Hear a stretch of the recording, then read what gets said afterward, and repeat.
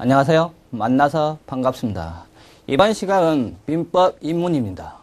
민법 입문은 누구를 대상으로 하느냐? 이게 문제가 아니겠습니까? 민법 입문은 이 대상은 처음 민법을 접하는 사람. 나는 민법을 봤는데 도대체 어떻게 공부해야 될지 도대체 모르겠다. 이런 사람을 대상으로서 하는 강의입니다. 따라서 당연히 이 강의는 기초를 중심으로 해서 이 강의가 진행됩니다. 근데 우리 사람들이 보면 보통 법이라고 딱 생각되면 이 법은 어렵다. 나는 모르겠다. 이런 것은 전문가를 하는 거다. 나하고는 전혀 상관없다. 이렇게 생각하는 경우가 굉장히 많습니다. 물론 여러분 보면 법무사나 이제 변호사, 특히 법학 교수나 이런 사람들이 관련돼서 법에 대해서 연구를 많이 합니다. 하면 이와 같은 것은 깊게 연구하고 어려운 것, 이런 것을 하는 사람들입니다. 하지만 쉬운 법은 여러분이 생각하듯이 그렇게 어렵지만 않다는 것입니다. 생각을 약간만 바꾸면 이 민법, 법은 쉽게 공부하고 진짜 재미있게 공부할 수 있는 게 이 법입니다. 왜냐하면 여러분이 실질생활에서 가장 많이 만나는 게 바로 이 민법입니다. 민법을 정확히 알고 약간만 알고 있으면 우리가 실질생활에 벌어지고 있는 일을 여기에 적용을 시킬 수가 있다는 것입니다. 적용을 시키고 올바르게 시키면 그 결과가 당연히 나옵니다. 그래서 여기에 대한 맛을 들이면 민법 역시 재밌다. 민법 진짜 쉽구나. 이런 생각을 가질 수가 있다는 것입니다. 그래서 이와 같이 민법은 쉽게 재미있게 여러분이 쉽게 적응할 수 있는 방법은 생각을 바꾸는 것입니다. 즉 민법 재미있다. 쉽게 배울 수 있다. 이런 생각을 갖고 이걸 실질생활에 적용해 보면 이렇게 되는구나. 이런 생각을 먼저 가져야 된다는 것입니다. 그래서 결코 어렵다고만 생각하지 마시고 내가 이거 민법을 제대로 알면 진짜 쉽게 공부할 수 있다. 이렇게 생각하시기 바랍니다. 그러면 보통 여러분이 민법을 어렵게 생각하는 것은 뭐냐? 여기에 나왔듯이 용어가 생소합니다.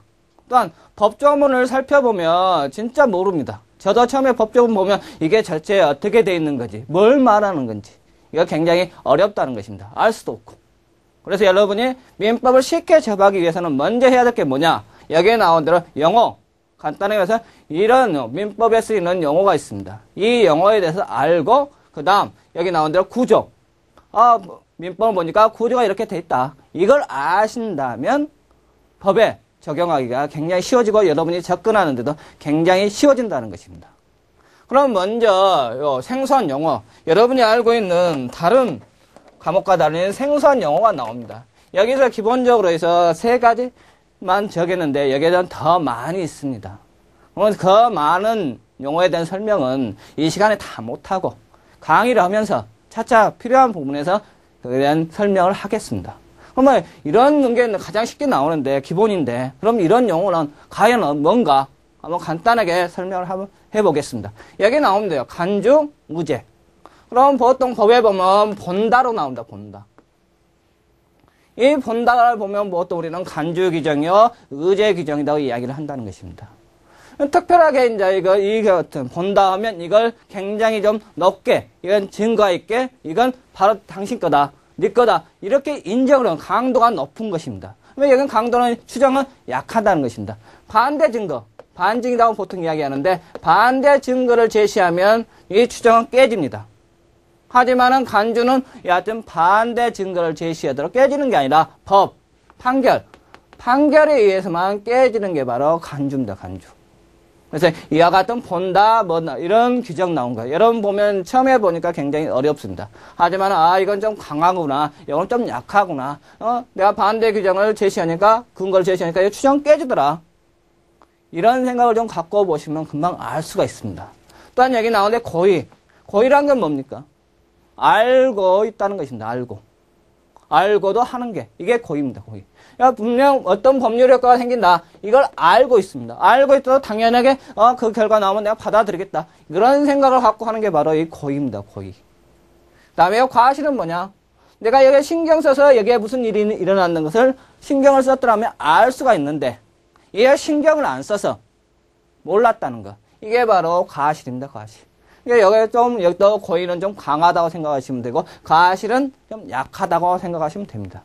그럼 보통 나오지 않습니까? 여기 여러분한테 불법행위니 책임 문제 같은 거 물을 때, 고의가 있니, 가실이 있니, 이걸 따진다는 것입니다. 그러면 뭐냐? 어떤 문제를 할 때 내가 그 상대방이나 내가 그 문제에서 알고 있었거나 알 수 있었냐, 여기에 따라서 책임을 묻는다는 것입니다. 전혀 몰랐다. 그러면 우리 민법이나 우리 법에서는 전혀 책임을 묻지가 않습니다. 하지만 이와 같은 게 많아지다 보니까 요즘에는 이제 많이 법도 변해갑니다. 어떻게 가냐? 무과실 책임론으로 간다는 것입니다. 무과실 책임론으로 가는 건 뭐냐? 내가 이익을 받았는데 나를 위해서 상대방이 손해를 봤다. 하지만은 나에게 고의나 가실이 없다. 이때는 어떻게 되나? 그래서 현대 들어서는 이때도 네가 그만큼 이익을 봤으니까 손해가 생기면 그만큼 배상을 해라. 이런 의미로 해서 무과실 책임론이라는 게 여기서 대두가 된다는 것입니다. 그 다음에 나온 게요, 강행 규정입니다. 강행 규정. 왜 법종을 보면 이게 가장 많습니다. 이런 규정 자체가 뭐뭐 하여야 한다. 이렇게 되어 있습니다. 이걸 보통 강행 규정이라고 이야기를 합니다. 그러면 임의 규정 뭐냐? 뭐뭐 할 수 있다. 다른 차이 없습니다요. 할 수 있다와 하여야 한다. 이 차이. 하여야 한다는 강행 규정이라고 보통 이야기하고 임의 규정은 할 수 있다.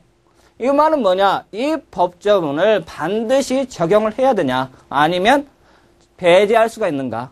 여기에 따른 문제입니다. 당연히 임의 규정은 당연히 배제가 가능합니다. 배제가. 당사자 합의해서 우리 법조문 적용하지 말자 하면 그 적용 안 할 수가 있다는 것입니다.